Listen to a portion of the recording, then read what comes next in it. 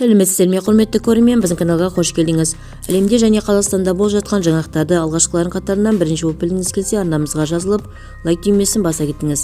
Назарбаев мектептеріндегі өзгерістер, қаржының қысқаруы мен жаңа талаптар.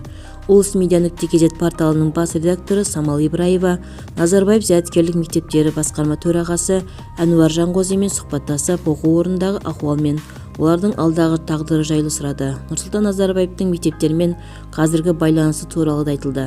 Қазақстанда соңғы уақытқа дейін еліміздің экс-президенті Нұрсұлтан Назарбаевтың бастамасымен құрылған және оның атымен аталған Назарбаев зияткерлік мектептері барлық мектептердің атасындай саналып келгені жасырын емес. Бұл мектептерге барлық игіліктер қолжетімді, қомақты қаржыландыру, ең үздік мұғалімдер, ең ыңғайлы жағдай, қысқасы жеке дара оқшауланған білім ордасы десек артық айтқанымыз емес. Алайда жаңа Қазақстанның басталуымен ахуал біршама өзгерді. Мектептерді қаржыландыру күрт қысқарды, тіпті олардың атын өзгерту туралы да айтыла бастады. Толығырақ төмендегі сайтымыздан көре аласыздар. Егер де біздің видеоға ұнаса, подписывайтесь және бір ғана лайк түймесін бас күтулеріңізді сұраймыз. Лайк басқан қолдарыңыз Кабатулла қабырғасын ұстауды нәсіп етсін.